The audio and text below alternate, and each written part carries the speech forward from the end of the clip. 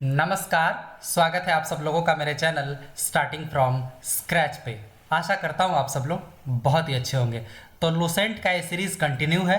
2000 से ज़्यादा क्वेश्चंस हम लोगों ने सॉल्व करना है इस लूसेंट के सीरीज़ में, और इसमें सारे ही सब्जेक्ट्स में कवर करने वाला हूँ। और ये सेट दूसरा है। सेट जो पहला था उसमें IVC लिया था मैंने, मतलब इंडस वैली सिविलाइजेशन, मतलब हड़प्पा सभ्यता मैंने लिया था।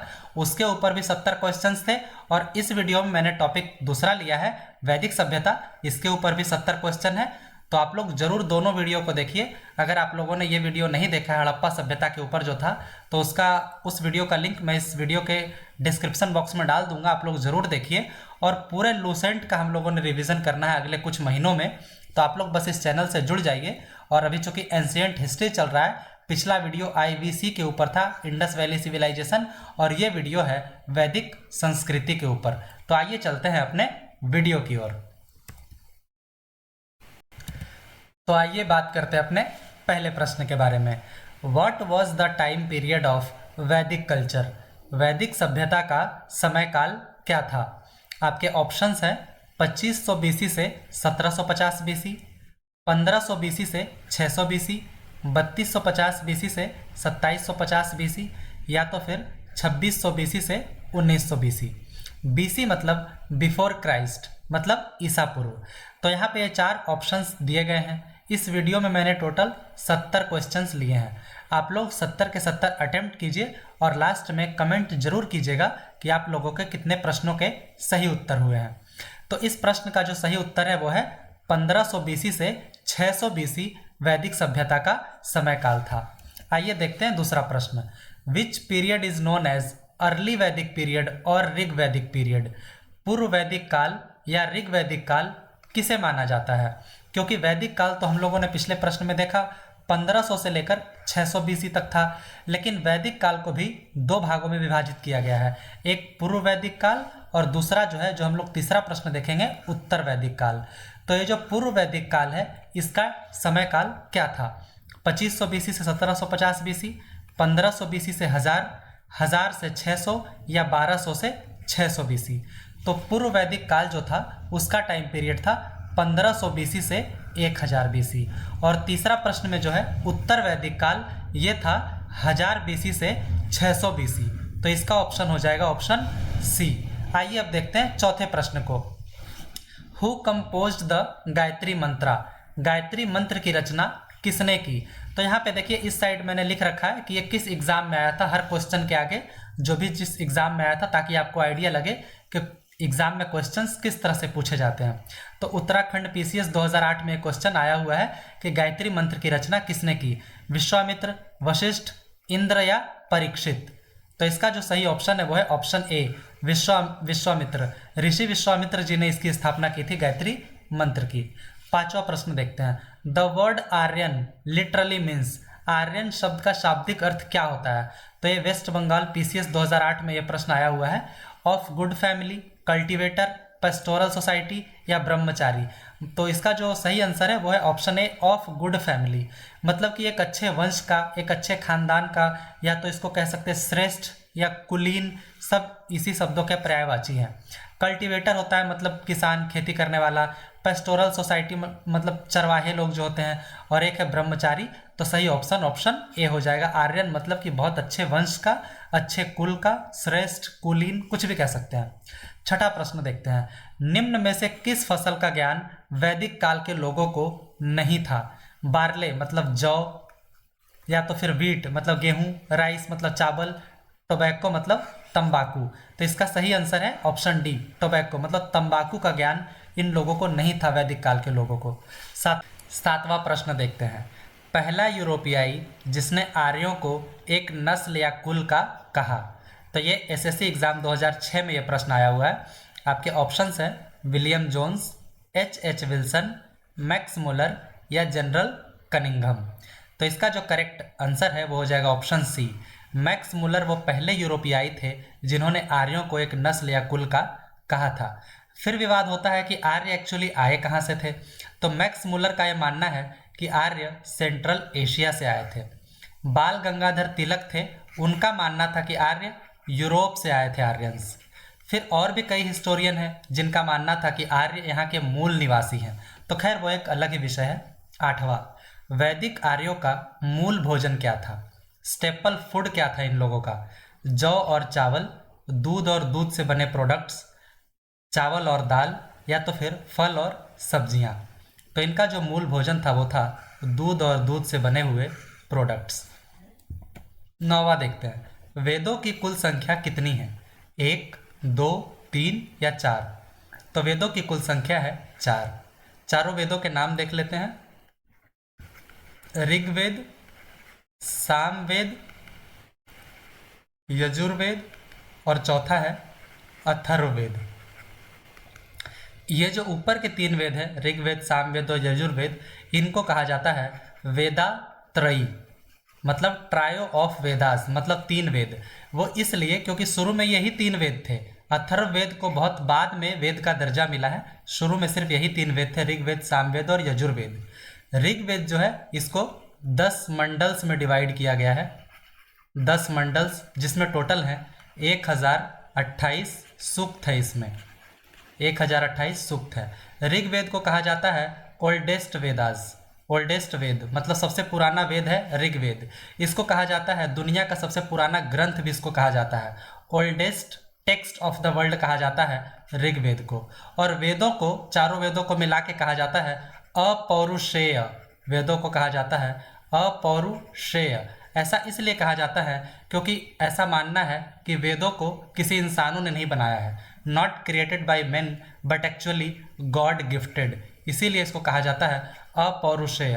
तो एग्जाम में कहीं से भी क्वेश्चन बन सकते हैं, जैसे कि अपौरुषेय क्यों कहा जाता है वेदों को, टोटल कितने मंडल्स हैं, कितने सूक्त हैं, सबसे पुराना वेद कौन सा है, वेदात्रयी किन वेदों को कहा जाता है, अथर्ववेद को मतलब कौन से वेद को सबसे बाद में वेद का दर्जा मिला। तो ये एग्जाम में क्वेश्चन कहीं से भी आ सकते हैं। चलिए देखते हैं 10वां प्रश्न, साम वेद के मंत्रों का पाठ किया जाता है किन के द्वारा? होत्री, उदगात्री, अध्वर्युज या इनमें से कोई नहीं? तो साम वेद के मंत्रों का पाठ किया जाता है उदगात्री के द्वारा। होत्री के द्वारा पाठ किया जाता है ऋग्वेद का, और अध्वर्युज के द्वारा पाठ किया जाता है यजुर्वेद का। तो करेक्ट ऑप्शन हो जाएगा बी, उदगात्री पाठ करते हैं सामवेद का। उसके पहले आगे बढ़े हम लोग, प्लीज़ चैनल को थोड़ा सब्सक्राइब कीजिए, वीडियो को लाइक कीजिए, काफ़ी मोटिवेशन मिलता है आपके एक लाइक और सब्सक्राइब से, और एक प्यारा सा कमेंट जरूर कीजिए अगर आप लोगों को वीडियो अच्छा लग रहा है तो। आइए देखते हैं 11वां प्रश्न, भारतीय संगीत का आदि ग्रंथ किसे कहा जाता है? Which is known as the Adi Granth of Indian music? Rigveda, Samaveda, Yajurveda या उपनिषद? तो सामवेद को कहा जाता है भारतीय संगीत का आदि ग्रंथ। ये एक्चुअली इंडियन म्यूजिक के लिए काफ़ी इंपॉर्टेंट है ये सामवेद, और ये आया हुआ था आरआरबी सीसी एग्जाम 2005 में प्रश्न आया हुआ था। तो 11वां का हो जाएगा ऑप्शन बी। 12वां देखते हैं, गायत्री मंत्र किस पुस्तक में है?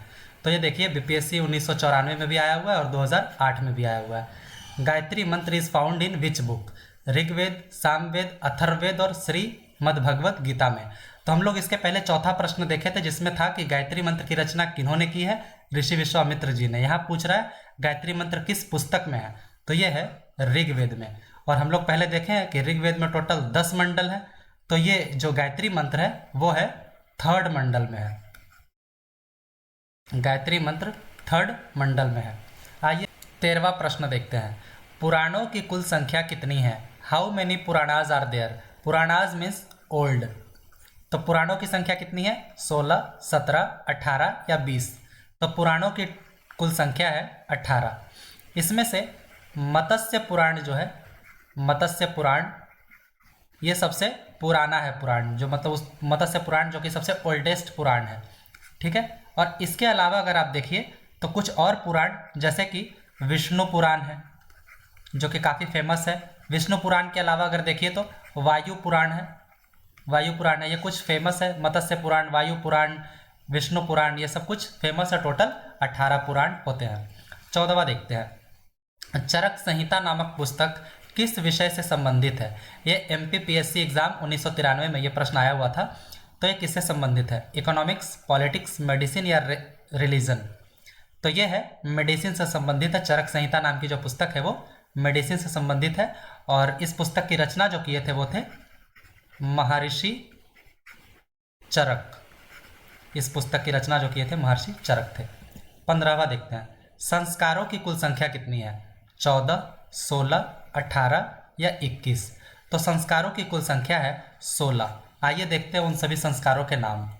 गर्भाधान, पुंसवन, सीमंतोन्नयन, जातकर्म, नामकरण, निष्क्रमण, अन्नप्राशन, चूड़ाकर्म, कर्णछेदन, विद्यारंभ, उपनयन, वेदारंभ, समावर्तन, विवाह, वानप्रस्थ और अंत्येष्टि संस्कार।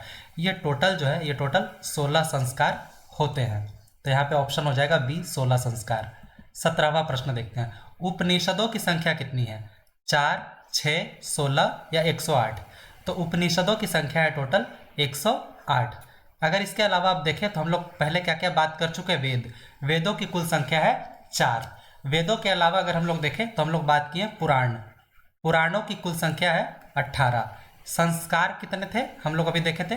संस्कार थे 16। और उपनिषद कितने हैं? 108। उपनिषदों में जो सबसे पुराना उपनिषद है वो है बृहद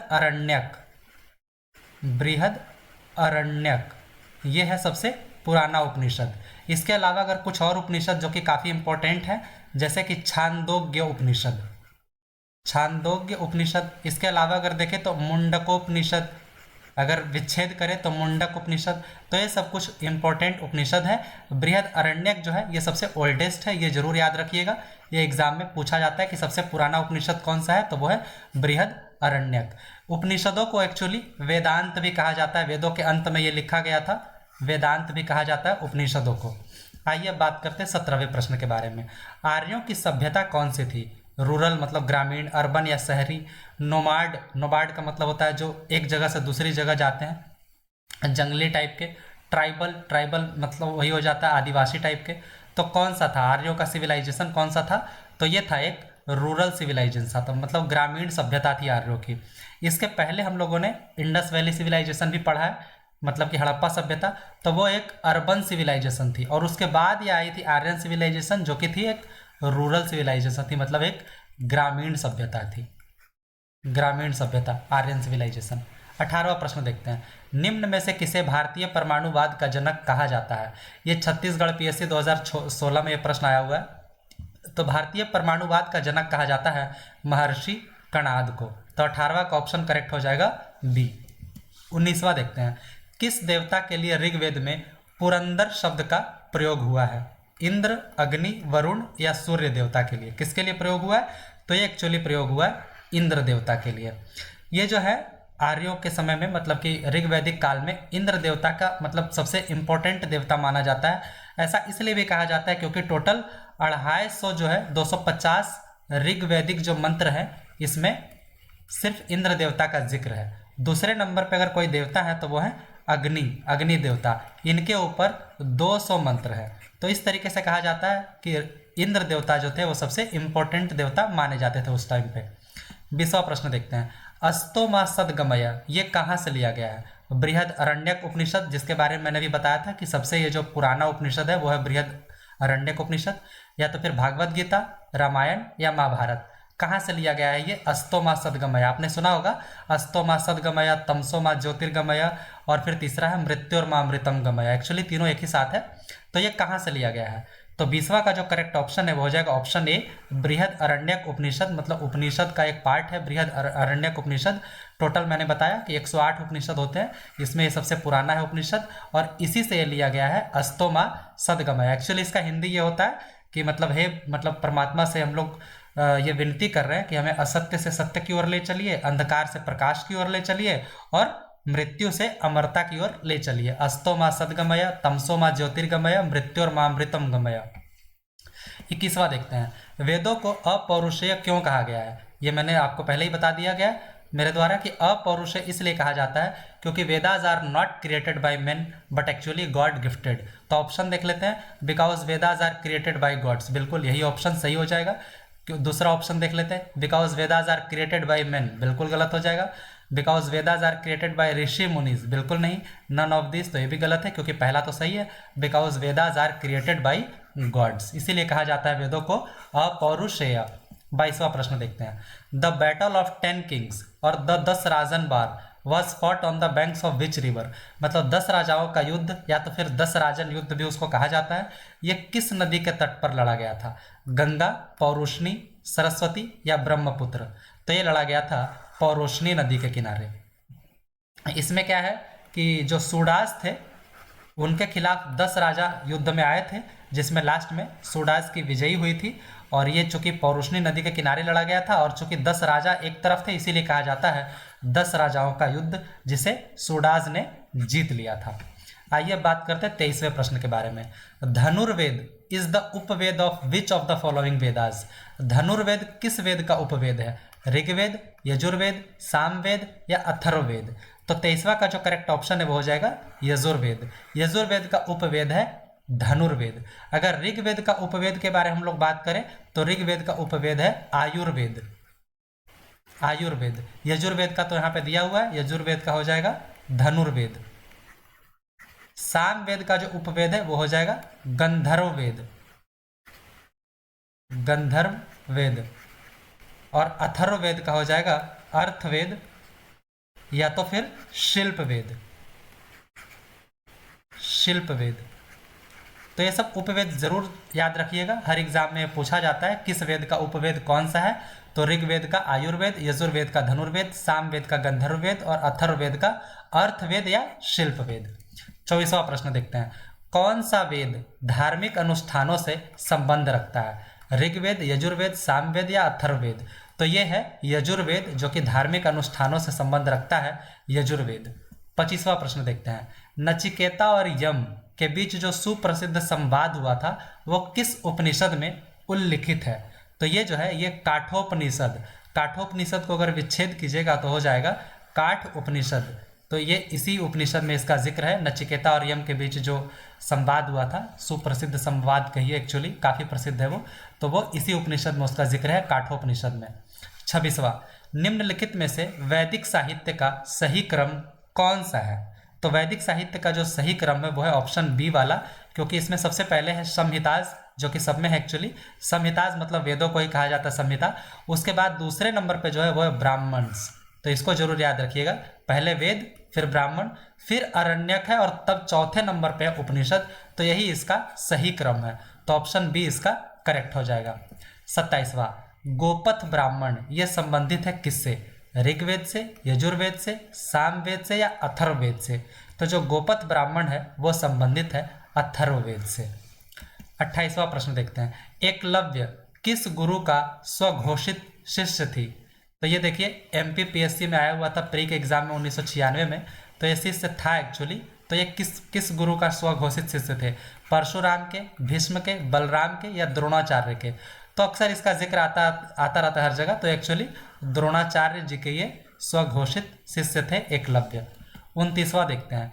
प्राचीन भारतीय समाज के प्रसंग में निम्नलिखित शब्दों में से कौन सा शब्द शेष 3 के वर्ग में नहीं है? मतलब इसमें बेसिकली आपको ये चुनना है कि जो बेमेल शब्द कौन सा है इसमें। अगर आप देखिए IAS प्री एग्जाम 1996 में प्रश्न आया हुआ है, तो आप समझिए, एक है वंश, कुल और एक है गोत्र। ये देखिए तीनों एक साथ लग रहा है, वंश, कुल और गोत्र, लेकिन जो कोश है ये बिल्कुल अलग है।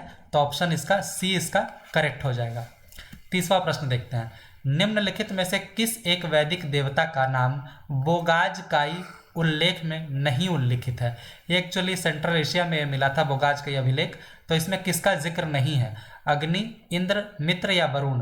तो इसमें एक्चुअली इंद्र का भी जिक्र है, मित्र का भी जिक्र है, वरुण का भी जिक्र है, लेकिन इसमें अग्नि का जिक्र नहीं है। तो 30वां का ए हो जाएगा। अग्नि की जगह 4 देवता का एक्चुअली जिक्र था, इंद्र, मित्र, वरुण, और चौथा थे नास्त्याज। नास्त्याज इनका जिक्र था, अग्नि का जिक्र इसमें नहीं था। तो ऑप्शन ए इसमें करेक्ट हो जाएगा। 31वां प्रश्न देखते हैं। अयोध्या का उल्लेख सर्वप्रथम कहाँ मिलता है? देखिए ये भी आया हुआ UPPCS प्री में आया हुआ है। रामायण, महाभारत, ऋग्वेद या अथर्ववेद? तो अयोध्या का जो सबसे पहला उल्लेख है वो मिलता है ऋग्वेद में। 32वां प्रश्न देखते हैं। ऐसा माना जाता है कि कुरुक्षेत्र में हुई महाभारत की लड़ाई हुई थी, तो एक्चुअली कितने दिन तक हुई थी? आपको यहाँ से ये पूछा जा रहा है, 14 दिन, 16 दिन, 18 दिन या 20 दिन? तो ये जो महाभारत का युद्ध जो हुआ था कुरुक्षेत्र में, ये एक्चुअली 18 दिनों तक चला था। तो तो 32वां का ऑप्शन हो जाएगा सी। 33वां देखते हैं, निम्नलिखित में से संस्कृत व्याकरण किसने लिखा? कालिदास, चरक, पाणिनि या आर्यभट्ट? तो संस्कृत लिखने वाले जो थे वो थे पाणिनि, तो ऑप्शन हो जाएगा इसका सी, इसका करेक्ट हो जाएगा पाणिनि। 34वां, ऋग्वेद में किस नदी का उल्लेख नहीं है, आपको ये बताना है। ये बिहार एसएससी एलडीसी 2010 में प्रश्न आया हुआ था, तो किस नदी का उल्लेख नहीं है ऋग्वेद में?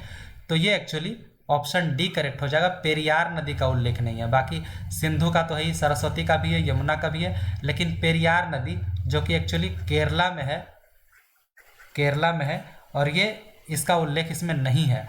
अगर सबसे अधिक किसी नदी का उल्लेख है, सबसे अधिक, तो वो है सिंधु नदी, सिंधु नदी। और अगर देखा जाए कि सबसे पवित्र किस नदी को माना गया है, सबसे पवित्र, तो वो है सरस्वती नदी। सरस्वती नदी को सबसे पवित्र माना गया है, सिंधु नदी का उल्लेख सबसे ज़्यादा है, और पेरियार नदी का उल्लेख है ही नहीं। तो यहाँ पूछा जा रहा है किस नदी का उल्लेख नहीं है, तो ऑप्शन डी इसका करेक्ट हो जाएगा, पेरियार, जो कि केरला में है। 35वां, निम्नलिखित जीवन की अवस्थाओं में से कौन सी अवस्था आर्यन समाज में थी, और इसको बढ़ते हुए क्रम में आपको बताना है। ब्रह्मचर्य, गृहस्थ, वानप्रस्थ और संन्यास? तो ऑप्शन ए ही यहाँ पे करेक्ट हो जाएगा। ब्रह्मचर्य होता है 25 साल तक, फिर 26 से लेकर 50 हो जाता है गृहस्थ, और फिर 51 से लेकर 75 हो जाता है वानप्रस्थ, और 76 से 100 हो जाता है संन्यास। यही इसका सही क्रम है, तो ऑप्शन ए इसका करेक्ट हो जाएगा, 35वां का ए। अब बात करते हैं 36वें प्रश्न के बारे में। निम्नलिखित में से कौन सा एक बड़ा प्रभाव वैदिक संस्कृति का भारतीय इतिहास पर पड़ा? कौन सा ऐसा प्रभाव है जो कि पड़ा? तो इसका एक्चुअली प्रोग्रेस, अगर देखा जाए प्रोग्रेस ऑफ फिलॉसफी, तो ये तो कुछ खास नहीं था, डेवलपमेंट ऑफ कल्चर भी नहीं था, लेकिन रिजिडिफिकेशन ऑफ कास्ट सिस्टम जो था, जाति व्यवस्था का कठोरीकरण, ये एक प्रभाव पड़ा है वैदिक सभ्यता का भारतीय इतिहास के ऊपर, तो ऑप्शन सी इसका करेक्ट हो जाएगा। 37वां, श्रीमद्भगवत गीता जो है वो मूलतः किस भाषा में लिखा गया था? तो एक्चुअली मूलतः लिखा गया था संस्कृत भाषा में। देखिए कौन कौन एग्जाम में आया हुआ है, आईएसएम 2006 में, आरआरबी मुंबई सुपरवाइजर, इसमें भी आया हुआ है। तो इसका जो करेक्ट आंसर है वो ऑप्शन ए हो जाएगा, संस्कृत भाषा में जो मूलतः है श्रीमद्भगवत गीता वो लिखा गया है संस्कृत भाषा में। 38वां, पुरुष सूक्त स्थापित किया गया है। Purusha Sukta is founded in the Madbhagwat Gita जो है, ऋग्वेद, मनुस्मृति या तो फिर अथर्ववेद? तो इसका जो करेक्ट आंसर है वो हो जाएगा ऋग्वेद। पुरुष सूक्त जो है, पुरुष सूक्त, यह स्थापित किया गया है ऋग्वेद में। रुक जाओ। आइए देखते हैं 37वां प्रश्न। श्रीमद्भगवत गीता जो है वो मूलतः किस भाषा में लिखा गया था? संस्कृत, अपभ्रंश, प्राकृत या पाली? तो मद्भगवत गीता जो है ये एक्चुअली जो ओरिजिनली लिखा गया था वो संस्कृत भाषा में लिखा हुआ है, और इसके जो ऑथर हैं वो हैं महर्षि वेद व्यास। वेद व्यास इसके ऑथर हैं, और गीता में टोटल 18 चैप्टर्स हैं, 18 चैप्टर्स है। तो ये प्रश्न देखिए किसमें आया हुआ है, आरआरबी मुंबई सुपरवाइजर और आईईएसएम 2006 में ये सब प्रश्न आए हुए हैं। 38वां देखते हैं, पुरुष सूक्त स्थापित किया गया है। Purusha Sukta is founded in the Madbhagwat Gita, Rigveda, Manusmriti या अथर्ववेद? तो ये जो पुरुष सूक्त है ये स्थापित किया गया है ऋग्वेद में। ऋग्वेद में टोटल कितने मंडल्स हैं मैंने आपको बताए थे, 10 मंडल्स हैं ऋग्वेद में, 10 मंडलों में इसको विभाजित किया गया है, और 10वें ही मंडल में, 10th मंडल में ही है पुरुष सूक्त। पुरुष सूक्त जो है ये 10वें ही मंडल में है, और यही पुरुष सूक्त है जो 4 वर्ण है उसको ये डिफाइन करता है, बताता है 4 वर्णों के बारे में। कौन से 4 वर्ण? ब्राह्मण, क्षत्रिय, और तीसरा है वैश्य और शूद्र। तो देखिए इससे कितने प्रश्न बनेंगे कि ये 4 वर्णों को डिफाइन कौन करता है, तो वह है पुरुष सूक्त। पुरुष सूक्त कौन से मंडल में है, तो 10वें में है। और या तो फिर ये पूछ सकता है पुरुष सूक्त किस में स्थापित किया गया, तो वह है ऋग्वेद में। 10 मंडल होते हैं, 10वें मंडल में ही है पुरुष सूक्त जो डिफाइन करता है 4 वर्णों को। और इसमें यह बताया गया है कि एक्चुअली जो ब्राह्मण है वो मुख से आए हैं, माउथ से आए हैं। क्षत्रिय जो हैं ये आए हैं आर्म से, मतलब भुजाओं से आए हैं। वैश्य जो है ये आए हैं थाइज से, मतलब जांघों से। और यहीं पे बताया गया है कि जो शूद्र है वो एक्चुअली पैर है ना। चलिए आगे बात करते हैं। 39वां प्रश्न, ऋग्वेद में मौजूद मंत्र काम है, मतलब किनका काम है ये? एक ऑथर का, चार ऑथर का, सात ऑथर का, या तो फिर मेनी ऑथर का? तो ऋग्वेद में मौजूद जो सारे मंत्र हैं वो काम है कई सारे ऑथर से मिलाकर ये ऋग्वेद के सारे मंत्र बने हैं। तो कोई ये एक ऑथर का काम नहीं है, बहुत सारे ऑथर्स का काम है। 40वां, भारत सरकार ने निम्नलिखित में से किस नदी को राष्ट्रीय नदी घोषित करने का निर्णय किया है? गंगा, यमुना, कावेरी, ब्रह्मपुत्र या इनमें से कोई नहीं? तो एक्चुअली ये है 40वां का जो करेक्ट आंसर हो जाएगा वो हो जाएगा ऑप्शन ए। गंगा नदी को इन्होंने राष्ट्रीय नदी बनाने का मतलब घोषित करने का निर्णय लिया था, और ये एक्चुअली लिया था 4 नवंबर 2008 को, जिस समय प्रधानमंत्री थे मनमोहन सिंह जी। 41वां प्रश्न देखते हैं, पतंजलि किसके संकलन या संग्रहण के लिए जाने जाते हैं? तो ये CDS 2001 और SSC 2014 में प्रश्न आया हुआ है। तो पतंजलि किसके संकलन या संग्रहण के लिए जाने जाते हैं? तो वो है योग सूत्र, इसी के संकलन और संग्रहण के लिए पतंजलि जाने जाते हैं। 42वां, ऋग्वेद में कौन से भगवान सबसे प्रख्यात है? देखिए SSC CGL 2017 में भी आया हुआ है और CDS 2001 में भी आया हुआ है। तो इसका आंसर मैंने पहले भी क्वेश्चन में बता दिया है कि ऋग्वेद में कौन से भगवान सबसे प्रख्यात हैं, तो वो है इंद्र भगवान, क्योंकि सिर्फ इनके ऊपर 250 मंत्र इनको यहाँ पे इन्हीं के ऊपर है, तो इसीलिए कहा जाता है कि ये सबसे फेमस भगवान है ऋग्वेद में। और दूसरे नंबर पे जो है वो है अग्नि, इनके ऊपर 200 मंत्रास इनको डेडिकेटेड है। तो ऑप्शन ए इसका करेक्ट हो जाएगा 42वां का। 43वां देखते हैं, ऋग्वैदिक भगवान वरुण थे, तो वो कौन थे? Harbinger of peace, destroyers of force, guardian of the cosmic order, या तो फिर गॉड ऑफ प्रॉस्पेरिटी? तो 43वां का जो करेक्ट ऑप्शन है वो option C, guardian of the cosmic order. ऋग्वैदिक भगवान वरुण जो थे उनको यही कहा जाता था guardian of the cosmic order. ये CDS 2002 में ये प्रश्न आया हुआ है। 44वां देखते हैं, निवि, परिधान और अधिवास ये क्या थे? तो यहाँ पे ऑप्शंस आपको 4 दिए गए हैं, आपको बताना इसमें से क्या थे। Different type of garments of the Aryans, बिल्कुल यही इसमें करेक्ट आंसर है कि मतलब आर्यों के अलग अलग टाइप के कपड़े थे, उसी को कहा जाता था निवि, परिधान और अधिवास। तो ये ऑप्शन ए ही यहाँ पे करेक्ट हो जाएगा 44वां का। 45वां, पाणिनि भारत में संस्कृत भाषा के पहले वैयाकरण हुए थे। वैयाकरण मतलब जो कि संस्कृत ग्रामर को अच्छे से जानते हो, तो ये जब हुए थे तो ये किस समय में हुए थे? 2nd सेंचुरी BC, 6th से 5th century BC, 2nd century AD, या 5th से 6th सेंचुरी AD? तो ये CDS 2006 में ये प्रश्न आया हुआ है, तो इसका जो करेक्ट ऑप्शन है वो हो जाएगा ऑप्शन बी। 6ठे से लेकर 5वें सेंचुरी BC में ये हुए थे पाणिनि, जो कि भारत में संस्कृत भाषा के पहले वैयाकरण हुए थे।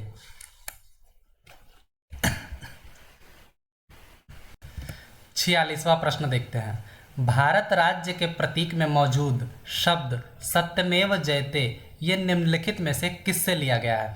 ये काफ़ी इंपॉर्टेंट प्रश्न है, जैसा कि आप देख सकते हैं UPSC 2014 में, UPPCS 2004 में, CDS 2006 में, RRB 2008 में, उत्तराखंड PCS 2005 में, ये सब में ये आया हुआ है। तो ऑप्शंस है मुंडक उपनिषद, ब्रह्म उपनिषद, मुद्गल उपनिषद या मैत्रेयी उपनिषद। तो सबसे पहले इसका जो करेक्ट ऑप्शन है वो हो जाएगा ऑप्शन ए, मुंडक उपनिषद से लिया गया है सत्यमेव जयते। सत्यमेव जयते का मतलब होता है सत्य की ही विजय होती है। तो सबसे पहले यहाँ पे एक बार हम रिवीजन कर लेते हैं कि वेद कितने थे? वेद थे टोटल 4। पुराण हम लोग देखे थे, पुराण कितने थे? तो पुराण थे 18। संस्कार कितने थे टोटल? संस्कार थे 16। और एक और देखे थे हम लोग उपनिषद, जिसका यहाँ पे इस क्वेश्चन में भी जिक्र है। तो उपनिषद टोटल है 108। और 108 में जो सबसे पुराना उपनिषद है वो मैंने आपको बताया था, वो है बृहद अरण्यक उपनिषद। सबसे पुराना है ये बृहद अरण्यक। और यहाँ पे है मुंडक उपनिषद, जहाँ से सत्यमेव जयते लिया गया है। एक और उपनिषद हम लोग देखे थे काठोपनिषद। काठोपनिषद में हम लोग क्या बात किए थे? जो नचिकेता और यम के बीच जो सुप्रसिद्ध संवाद था वो काठोपनिषद में उसका जिक्र किया गया है। 47वां प्रश्न देखते हैं, उपनिषद जो किताब है ये किसके ऊपर है? रिलीजन, योगा, लॉ या फिलॉसफी? तो ये एक्चुअली किताब है फिलॉसफी के ऊपर, मतलब दर्शन शास्त्र के ऊपर। 48वां प्रश्न देखते हैं, योग दर्शन के व्याख्या करता है the expounder of yoga philosophy was? तो ये कौन थे? पतंजलि, गौतम, जैमिनी या शंकराचार्य? तो ये थे पतंजलि, योग दर्शन के व्याख्याकर्ता पतंजलि थे। 49वां प्रश्न देखते हैं, प्राचीन काल के महान कानून देने वाले कौन थे? मनु, वत्स्यायना, अशोका या आर्यभट्टा? तो ये थे, ऑप्शन ए करेक्ट हो जाएगा, मनु थे प्राचीन काल के महान कानून देने वाले। 50वां, शब्द गोत्र पहली बार कहाँ आया था? ऋग्वेद में, सामवेद में, यजुर्वेद में या अथर्ववेद में? तो ये एक्चुअली सबसे पहले ऋग्वेद में आया था, और ये सबसे पहले जो गोत्र शब्द का सबसे पहला जिक्र अगर हम लोग देखते हैं, यूज देखते हैं, तो वो था वैदिक सभ्यता में, लेकिन लेटर वैदिक पीरियड में था। लेटर वैदिक पीरियड में, जिसका समय काल था 1000 से लेकर 600 BC। इसका हम लोगों ने पहले जिक्र किया है पहले ही प्रश्न में। 51 क्वेश्चन देखते हैं, 51वां, निम्नलिखित में से कौन सा एक नास्तिक और आस्तिक प्रणाली की विशेष विशेषता है? यूपीपीसीएस मेंस में 2005 में प्रश्न आया हुआ है। Belief in the existence of God, मतलब परमात्मा के एग्जिस्टेंस पे भरोसा करना, यही तो है आस्तिक। अगर आप विश्वास करते हैं तो आस्तिक है, नहीं करते हैं तो नास्तिक है, तो ऑप्शन ए इसका करेक्ट हो जाएगा। 52, न्याय दर्शन प्रचारित किया गया था किनके द्वारा? गौतम, कपिल, कनाद या जैमिनी? तो न्याय दर्शन जो है वो प्रचारित किया गया था महर्षि गौतम के द्वारा, तो 52 का ऑप्शन ए करेक्ट हो जाएगा। 53, अष्टाध्यायी लिखा, 53वां प्रश्न देखते हैं, अष्टाध्यायी लिखा गया किसके द्वारा? वेदव्यास, पाणिनि, शुकदेव या वाल्मीकि? तो अष्टाध्यायी लिखा गया था पाणिनि के द्वारा। 54, आर्य शब्द का शाब्दिक अर्थ क्या है? इस प्रश्न को हम लोग पहले भी देखे हैं, ये यूपीपीसीएस 2007 में आया हुआ है। सुपीरियर, लर्नड, प्रिस्ट या वॉरियर? तो इसका मतलब होता है आर्य शब्द का अर्थ सुपीरियर, मतलब कि एक श्रेष्ठ, मतलब कुलीन कह सकते हैं, अच्छे लोग, अच्छे घर से, ऑफ गुड फैमिली, तो इसी को कहते हैं आर्य शब्द का शाब्दिक अर्थ। 55, मनुस्मृति का मूलतः संबंध किससे है? सोशल ऑर्डर, लॉज, इकोनॉमिक्स या स्टेट क्राफ्ट? तो मनुस्मृति का जो मूलतः संबंध है वो है कानून से, मतलब लॉज से, तो 55 का हो जाएगा बी। 56, पुरुष मेध अर्थात पुरुष बलिदान जो है ये किसमें उल्लिखित है? कृष्ण यजुर्वेद या शुक्ल यजुर्वेद, शतपथ ब्राह्मण या पंचविश ब्राह्मण? यजुर्वेद दो भागों में है, कृष्ण यजुर्वेद और शुक्ल यजुर्वेद। तो ये है कि पुरुष मेध मतलब पुरुष बलिदान ये किसमें उल्लिखित है? तो ये उल्लिखित है शतपथ ब्राह्मण में। 57, न्याय सूत्र के लेखक कौन है? गौतम, कणाद, कपिल या बद्रायन? तो न्याय सूत्र के लेखक जो है वो है महर्षि गौतम, तो 57 का ऑप्शन ए इसका करेक्ट हो जाएगा। 58, निम्नलिखित 4 वेदों में से कौन सा वेद जादुई माया और वशीकरण या आकर्षण से संबंधित है? यह प्रश्न काफी इंपॉर्टेंट है, कई सारे एग्जाम में ये आया हुआ है। ऋग्वेद, सामवेद, यजुर्वेद या अथर्ववेद? तो ये एक्चुअली अथर्ववेद ही है जो कि जादुई माया, वशीकरण या आकर्षण से संबंधित है, वो है अथर्ववेद। 59, प्रारंभिक वैदिक आर्यों का धर्म जो है वो मुख्य रूप से क्या था? भक्ति धर्म था, या तो फिर ये आइडल वर्शिप मतलब इमेज वर्शिप करते थे, या तो फिर ये नेचर को वर्शिप करते थे, प्रकृति को? तो ये एक्चुअली इसका ऑप्शन ए करेक्ट हो जाएगा, सी। ये नेचर का वर्शिप करते थे और साथ साथ हवन करते थे, मतलब यज्ञ करते थे। तो यह प्रश्न यूपीएससी 2012 में भी आया हुआ है। 60वां प्रश्न, आर्यन जनजातियों का प्रारंभिक उपनिवेश क्या था? उत्तर प्रदेश, बंगाल, सप्त सिंधु या दिल्ली? तो इनका प्रारंभिक उपनिवेश था सप्त सिंधु। 61वां प्रश्न, आरंभिक ऋग्वैदिक काल में किस चीज को सबसे महंगी संपत्ति मानी जाती थी? लैंड, काऊ, विमेन या वाटर? तो एक्चुअली गाय को सबसे महंगी संपत्ति उस टाइम पे ये मानी जाती थी आरंभिक ऋग्वैदिक काल में। 62वां, सर्ग, प्रतिसर्ग, वंश, मानवंत्र और वंशानुचरित ये संकेत किसके हैं? वेदों के, पुराणों के, उपनिषदों के या सूत्रों के? तो ये एक्चुअली है पुराणों के ये संकेत हैं। ये जो 4-5 आप यहाँ देखें, सर्ग, प्रतिसर्ग, वंश, मानवंत और वंशानुचरित, ये पुराणों के संकेत है। 63, किस तरह के विवाह को गंधर्व विवाह कहा जाता था?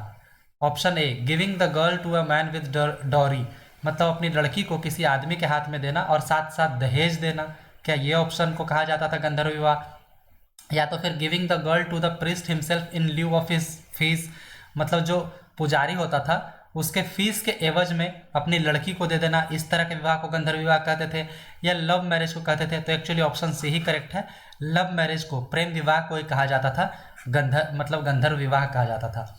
आइए देख लेते हैं किस तरीके के विवाह थे हिंदू मैरिज में, किस तरीके के। तो ब्रह्म विवाह, जो कि जनरली अभी जैसे हम लोग करते हैं, giving the girl to a man with dowry, मतलब अपनी बेटी को किसी लड़के के हाथ में देना और साथ साथ दहेज देना। जनरली हमारे समाज में तो यही प्रचलित है, हालांकि गलत है, नहीं होना चाहिए, लेकिन प्रचलित यही है। उसके बाद दूसरा दैव विवाह, मतलब इसमें क्या है कि लड़की को, मतलब जो पुजारी है उसके फीस के एवज में अपनी दूसरी लड़की को दे देना, उसे कहा जाता था दैव विवाह।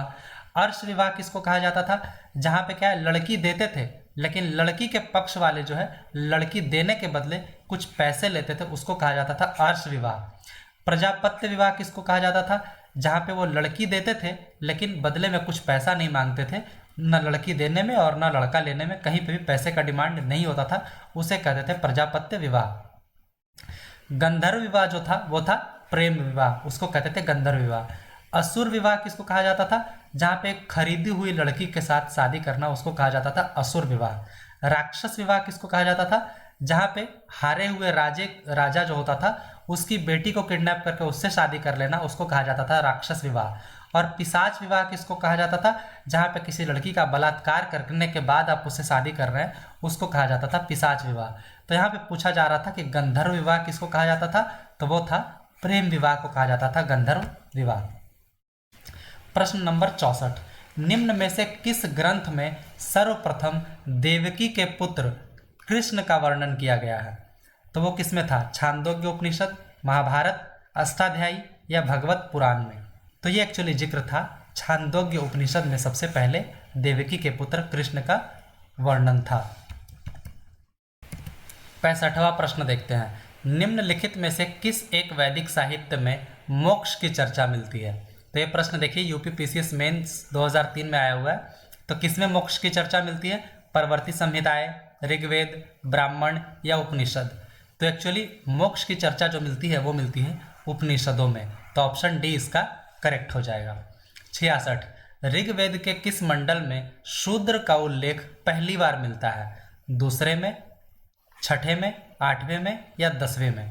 तो ऋग्वेद में टोटल 10 मंडल है, 10 मंडल है, और यही जो 10वां मंडल है यही इसका करेक्ट आंसर है। इसी मंडल में शूद्र का जिक्र जो है सबसे पहले मिलता है, क्योंकि 10वें मंडल में ही है पुरुष सूक्त, जिसका जिक्र हम लोग पहले कर चुके हैं इस वीडियो में। पुरुष सूक्त इसी 10वें मंडल में ही है, और इसी पुरुष सूक्त में जिक्र है 4 वर्णों का जिक्र है, जिसमें है ब्राह्मण, क्षत्रिय, वैश्य और शूद्र। तो यही शूद्र का जिक्र यहाँ पे हुआ है, इसी के बारे में पूछ रहा है कि शूद्र का उल्लेख सबसे पहले कहाँ मिलता है, तो ऋग्वेद के 10वें मंडल में मिलता है। 67, ऋग्वेद का कौन सा मंडल पूर्णतः सोम को समर्पित है, 7वां, 8वां, 9वां या 10वां। तो ऋग्वेद में कितने मंडल है, टोटल कई बार बता चुका हूँ 10 मंडल। तो इसमें जो 9वां मंडल है वो पूर्णतः सोम को समर्पित है, तो आंसर इसका सी करेक्ट हो जाएगा। 68, आर्य भारत में बाहर से आए थे और सर्वप्रथम कहाँ बसे थे, तो ये सर्वप्रथम बसे थे पंजाब में। 69वां प्रश्न, अध्वर्यु का क्या अर्थ था। तो अध्वर्यु का अर्थ था यज्ञ के अवसर पर ऋचा पाठ कराने वाले पुरोहित को कहा जाता था अध्वर्यु। मैंने आपको पहले भी बताया है कि ऋग्वेद का जो पाठ कराते थे वो थे होत्री, सामवेद का जो कराते थे वो थे उदगात्री, और यजुर्वेद का जो कराते थे वो थे अध्वर्यु। और पूजा पाठ का जिक्र यजुर्वेद में ही है, तो जो कराते थे उनको कहा जाता था अध्वर्यु। 70 और लास्ट क्वेश्चन है ये, निम्नलिखित में से कौन सा वेद गद्य और पद्य दोनों में लिखा है, मतलब वर्स और प्रोज दोनों में जो लिखा है ऐसा कौन सा वेद है, ऋग्वेद, सामवेद, यजुर्वेद या अथर्ववेद। तो बस ऑप्शन सी इसका करेक्ट है। बस यजुर्वेद ही एक ऐसा वेद है जो कि वर्स और प्रोज दोनों में लिखा है, मतलब गद्य और पद्य दोनों में लिखा है। इसके अलावा अगर आप देखेंगे तो जो ऋग्वेद है और सामवेद है ये दोनों में सिर्फ वर्स है, मतलब सिर्फ पद्य में लिखा हुआ है, गद्य में ये नहीं है। यजुर्वेद इकलौता ऐसा वेद है जो वर्स और प्रोज मतलब गद्य और पद्य दोनों में ही लिखा हुआ है। तो यही वो 70 क्वेश्चन थे। आशा है आप लोगों को ज़रूर पसंद आया होगा। अगर ऐसा है तो प्लीज़ वीडियो को एक लाइक ज़रूर कीजिए और एक प्यारा सा कमेंट कीजिए और बताइए कि आपके कितने क्वेश्चन सही हुए हैं।